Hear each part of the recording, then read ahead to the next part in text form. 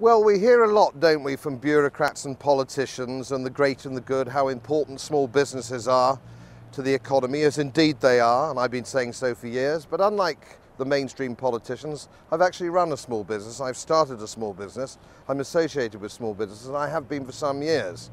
Now, the problem is with our modern day politicians is that they don't actually interface with small companies. David Cameron doesn't go into his local hairdresser, he doesn't go into his local delicatessen, he doesn't go into his local cafe, and all the sort of things that ordinary people do. So he sends people out to go to focus groups and the such like, to find out what people are actually thinking, which is absolutely hopeless. You need to get out and you need to actually talk to people. And one of the interesting things when I was actually helping in the Barnsley by-election, I spoke to a lot of people in Yorkshire, and I do visit these local businesses and these local services. And the one thing that they all had to say was just how much the bureaucracy was getting in their way. They didn't want anything out of the local councils, for example. They didn't want anything out of the local quangos and the people who interfere with small businesses all the time. They just wanted to be left alone. And I could tell you all the stories now if I wanted to, but I'm not. They've been very kind and they've decided that they're going to talk to you themselves for a few minutes each one. These are all genuine cases. I think you'll be fascinated to listen to what they have to say.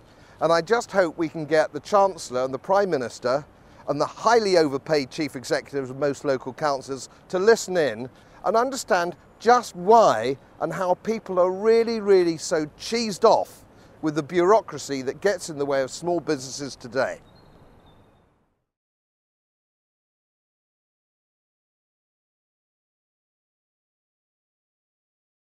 Hello, my name's Jane Collins. I'm Regional Organiser for the UK Independence Party in Yorkshire and North Lincolnshire. I was also the candidate in the Barnsley by-election. During my campaigning in Barnsley, I met a lot of small business people and was involved in looking at their businesses and how we could help them. The one thing that came across was how much they were creative, they had loads of talent and loads of enthusiasm. But the other thing that came across was how they were being let down by petty bureaucracy and European legislation. Dean runs a beautiful, friendly cafe in the middle of Barnsley. He is professional, friendly and very thoughtful towards his customers. Unfortunately, his professionalism and helpfulness is not matched by the local authority. I've been a trained chef for 20 years, a trained waiter, trained wine waiter. I'm also a trained barber. I've had my own barber shop. And then when I came back into this business, I saw this business came up for opportunity in the local Barnsley Chronicle. Phoned up, came and had a good look that afternoon, and I said to him, that's it, I want it. I were in here Monday morning, decorating, you know, and then about a month, 6 weeks later, we opened. We serve good quality food. It's a lot of traditional English food with a modern twist. We've had comedy nights here. As you can see, over all the walls, we've got local artists to try and encourage something a little bit different. And I think that's the reason why we're successful. I think the biggest challenge is when you're trying to get your business up and running, you're hit with you know, petty rules and, you know, petty bureaucracy really. It's got 3 tables outside, and to put them 3 tables outside, it costs £250 a year. I put the tables and chairs out obviously last year, you know, back end of August, and then I had a nasty letter from the council saying that I'd not got a licence to actually put these tables outside. If I didn't fetch them back in, they potentially were going to take me to court and fine me anything up to £3,000. When I actually phoned up the head of regulatory services in Barnsley, he didn't actually know it existed. This cafe payment tax, whatever you can call it. When I went round to pay the fee, £250, the person behind the desk didn't actually know how to process the fee. There wasn't no code. It was just a farce. It was a farce. I think the £250 fee to put 3 tables and chairs outside, I think it's petty. I think it's unnecessary. I fail to see why I should have to pay what is an extra tax on top of my business rates, on top of everything else, just for 3 tables. I mean, you've got VAT for a start, which is 20%. You've got your business rates, which for a medium-sized place like this is a couple of £1,000 a year. Obviously, then there's a £250 tax for that. There's a £70 a year licence fee. There's a £700 fee for the PPL and PRS. It's what you've got to do to achieve your break-even point in the business before you actually start making money. And for a place like this, it's about £800–900 a week. That's before I even start paying myself a wage, paying staff, paying for everything else. You know, so it's not easy. Unless you're experienced, you can quite fail quite easily. If members of the council run their own businesses, they would know exactly what problems business owners face today. You know, you do something positive, and there's always like somebody on the council, you know, who gets paid by local taxpayers. Well, you can't do this, you can't do that, blah, blah, blah, and it just makes you frustrated. Most of us need to get our hair cut every now and then. Most men think of it as a chore. Julie runs a small barber's in Howden. She thought she could make things a little bit better for her customers by providing them with a television, until she ran into one of the silliest rules that small businesses are subject to. I've been here 2 years in May. I've been self-employed for 22 years. Being self-employed, I've got control of my own destiny. You know, if I don't make it work, I lose my business. And at one time you can have, depending on the day really, you can have one in, one out, but then other days, on a busy day, I can have up to like 4 or 5 people sat waiting for the haircut. The TV on the wall basically is for the comfort of my customers while they're sat waiting. It's boring sat waiting. You know, it's nice to have something there that, you know, can keep them interested while I'm cutting somebody else's hair, so they don't walk out of my shop and go somewhere else. It's not getting used like it would be in a family home. How I found out that I have to have this licence, they got someone come round to, they must have gone to everywhere in Howden, spying on you, basically. This chap come in, he walked through the door, he looked at the television, he put this envelope down, and then said, I'm from PRS. I ain't got a clue who it was. And he walked out. Then when I rung this company up, and at first they said that it was a music licence.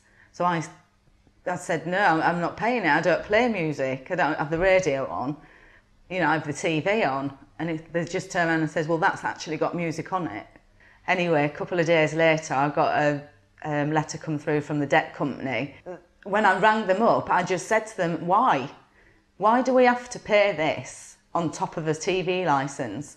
You just do. It's been set in stone that you do have to pay it. I suppose it is blackmail, really. I will pay it because I don't want to get any, you know, I don't want to be blacklisted basically for bad, you know, a bad credit rating. I mean, it's hard enough when you're self-employed as it is, getting credit of anybody. Nobody wants to know. Your mortgage companies, finance companies. I've tried to get a mortgage with it being a new business. I've only been 2 years. I don't want to know you. I think it does make a big difference. These, you know, little charges that you get occurred on you, they all add up. Before you've even started earning anything, the money that you've got to give out, like I say, it's almost £300 for the television on there. You get your business rates, they're about £4,500 a year. Same with the rent of this place. Everything that you get charged, yeah, could, you know, make all the difference in you staying open and you're closing down. Pubs have been on the receiving end of more interference than any other sector. Every week, around 50 pubs close down due to economic pressure, added to by pointless regulations and interference. It's not just businesses that are being closed down. In small towns, the pub is the centre of informal local life. We met Jo, who runs a vibrant, popular and friendly pub in Howden, in spite of all the bureaucracy she has to deal with. I've been here for 2.5 years. I like being my own boss. It means the fact that I'm actually in charge of something and actually growing something and hopefully changing things. If places like this didn't exist, then a lot of people, both young and old, wouldn't have anywhere to go. The pub used to be the community, part of the local community, and it's just stopping. It's like the post offices, how they've disappeared, and it's apparently progress.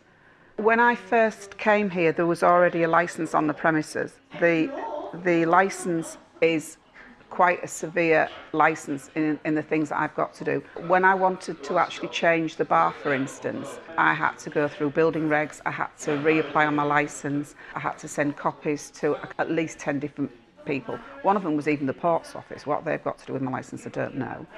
And then we have to pay for it in a paper, which costs me £80 at that time, and then I've got to put it in my window for 28 days in case anybody doesn't want me to do it. I would have to put lobbies on my toilets so that a disabled wheelchair could get into the lobby. But by law, because I'm not actually changing the toilets inside, I don't have to have a disabled toilet. That to me is completely crazy. I did all the other things they asked me for. I've now got 10 sinks in here, which is absolutely wonderful if you want to wash your hands in 10 sinks. I cannot logically see why I need 10 sinks. You've got the council, then you've got the town council, then you've got the fire brigade, and you've got somebody else. And when I first took this over, the fire brigade said I had to have my doors open outside.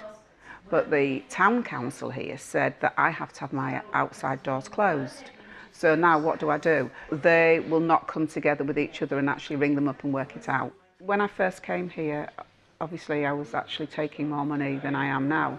So my rateable value actually goes on the takings from the bar. So I've had a rate increase. That's made a massive difference to me, along with the hike in gas, electric and everything else. I've put an appeal in, which I put in last August, and I've just had a letter from them saying that they'll look at it October 2011, this October. Now, okay, I know that they're busy, but that's me staying alive or not staying alive. I won't find out until October whether or not they're going to reduce my rates. Why should I have to wait over a year for somebody to actually look at my new accounts? My rateable value, I know it's incorrect, it's wrong, but nobody's looking at it. I think primarily the government's got it wrong with taxing us in so many different ways. The thing that's affected me more than anything else is the fact that people can get cheap alcohol and the fact that people can get cheap drugs. Why would you come into here and spend £2.90 on a pint of Stella when you can actually go to a supermarket and buy 3 cases for £20? Why would you do that? On a Friday you'd get people coming out earlier and just steadily enjoying themselves.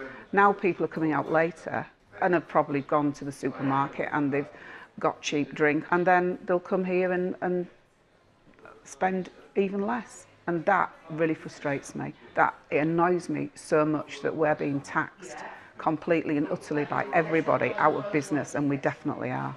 Without a shadow of a doubt, we are. The government are responsible for the pubs closing down. Running a small business is hard. Long hours, financial risk, and a responsibility for customers and employees. They're being made to jump through hoops for no good reason and robbed of their income.